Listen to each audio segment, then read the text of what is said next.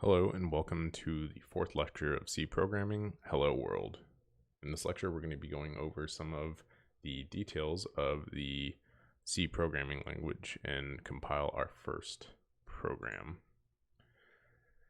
So this on the left is the implementation of our C program inside of a text file.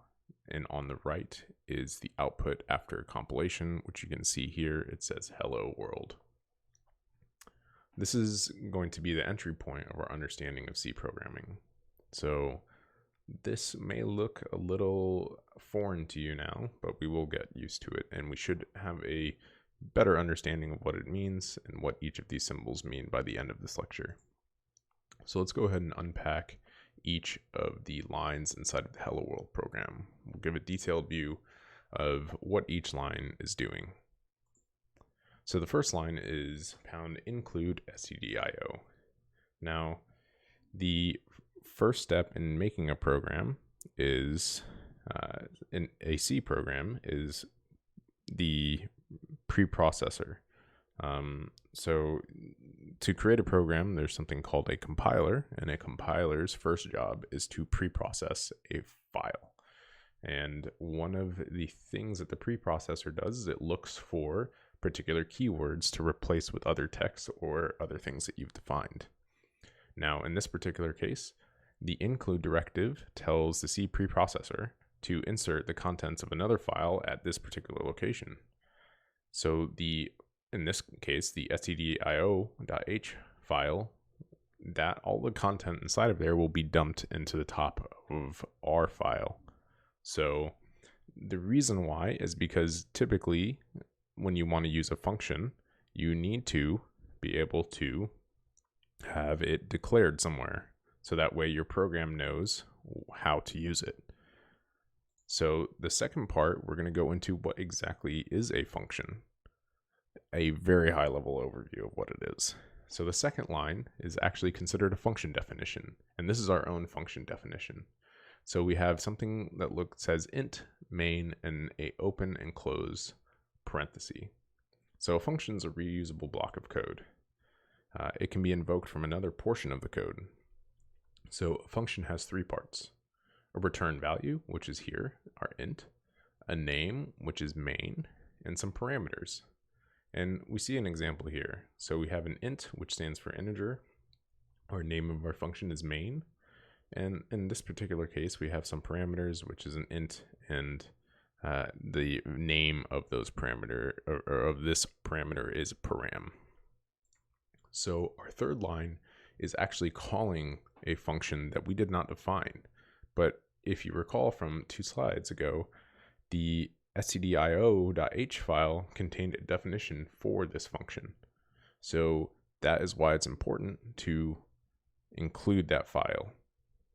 So again, the third line here is a call to printf. We're passing in some text here with this weird /backn. So this is known as an argument that we're passing. That's the value that's being populated by a parameter. So the argument is a string value. We consider this a string of text. And the /n is something called a string formatter that represents a new line feed. So it will print basically another new line, so you can kind of like hitting your return key. And at the end of the function call, there's a semicolon. This is to denote the end of a code line. So our fourth line is a return with a number 0 and a semicolon. So our function that we are in previously declared a return value of an integer. So a function definition requires some type of value to be returned. The main function must be of the type int because that's what we declared it.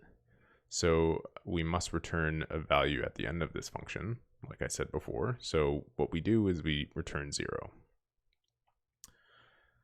And the main function is our entry point for the operating system to execute our program. So we must have a main function of the type integer, at least. And our operating system usually expects it to return some integer. In some cases, you can name it other things, but for now, we'll just go ahead and say we need to have it return an int. And the return 0 denotes that our program exited cleanly. And again, the semicolon is a indication that the line of code was terminated. The curly braces. So inside of the code block that we just reviewed, you notice that there was an open and close curly braces. And what this defines is a block of code. And typically, most functions will have a open and close curly brace associated with it. And as we get deeper into learning the C language, we'll notice that other logical constructs also contain braces. However, with logical constructs, it's not necessary to use them, but it's a good indication of what you were expecting to have happen, and you'll see what I'm talking about later in the course. So if some of these topics seem kind of shaky to you, don't worry about it. If this is your first time programming, especially, feeling overwhelmed is normal. Just stick with it, and hopefully I'll clear up some questions you have in the next few lectures and some of the code examples that we're going to go through. So let's go ahead and turn over to our code examples. All right, now that we've been introduced to our Hello World program, let's go ahead and get some other things configured so that way we can make our development environment a little bit easier. So first thing we're going to do is go ahead and launch Visual Studio Code. So if you have it pinned to your taskbar, go ahead and click on it. If not, hit the Windows key and type Visual Studio Code. I'm going to go ahead and launch this guy. And normally you'll see sometimes that you need to install a remote WSL extension because it's a little handy for you to use. If you get this pop-up, you can go ahead and install this here. If not, you can come down over to the extensions window, type in WSL, and usually it'll be the first one here. Remote WSL is what we want, so we're going to go ahead and install this locally. And after we install this locally, it will probably require a reload, which is what it will say here. And now we should be doing much better. So our WSL instance will be here. We can go ahead and get out of the extensions. If you do not have this open, like I do, you can go ahead and close this folder. So let's show you how to reopen this. We can close that, and we can go ahead and go to File, Open Folder, and I just chose ... So ... is going to show us our previous directory. So we're going to go to Home, and then whatever your username is, and that's fine. That's exactly the folder we'd like to open up. And you'll see it open up in this left window here. And to get us set up to actually start developing some code, let's go ahead and make a directory that we can use. So if you do not have this window open, I'm going to go ahead and close it to show you how to get back to it. We can go to the terminal menu and type in new terminal, or I'm sorry, not type in, select new terminal. And there is a shortcut, which is Control tilde or Control tick mark, whichever you prefer, tilde or tick mark. It's the same key. And from here, we're going to go ahead and type in our make directory command. That's mkdir, make dir. We will go ahead and name our directory whatever we would like. I'm going to name it c-dev, and I'm going to go ahead and go into it. Now from here, I can go ahead and reduce the size of this window, clear the screen by either typing clear, or we actually have a shortcut, which is Control L. That's pretty handy. Let's go ahead and do that. If we expand it over here on our left, we notice that there's nothing inside of it. Nothing happens when I expand this folder. Let's go ahead and add a file. To add a file, we're going to use the command touch in our command line. So we're going to go ahead and type the word touch, and we're going to make the file name main.c. And you can see here that a file popped up. So let's go ahead and double click to open it, reduce the size of this terminal window, and go ahead and start typing in our program.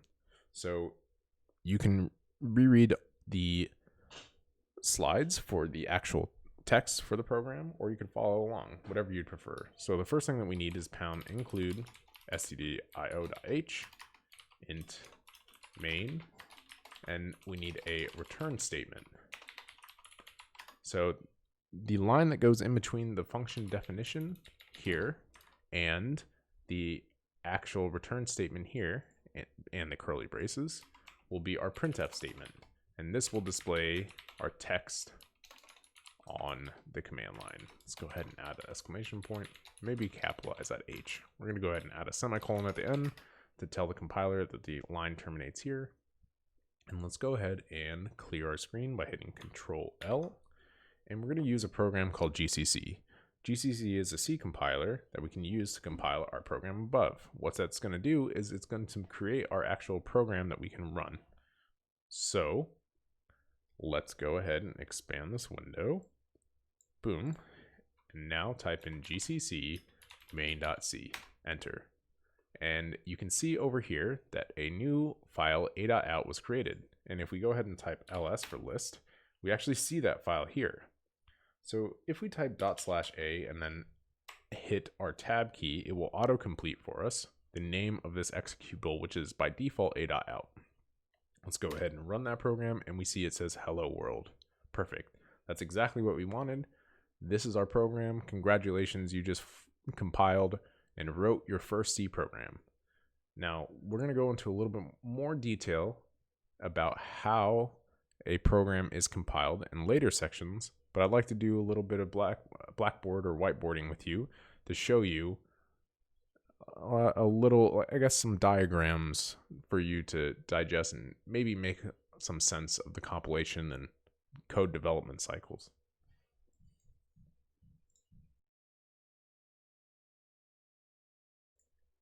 All right, let's do a little bit of whiteboarding about the C compilation process. The first step when we set up our C program, hello world, was to create a text file named main.c. Let's go ahead and draw a picture of that. So we'll go ahead and say something along the lines of main.c. And let's just maybe make a little file here and some squiggles on it. And this file gets fed into a program named GCC. Now, GCC is what is considered a compiler. So this file is text. This is a program, so it's a exe or exe.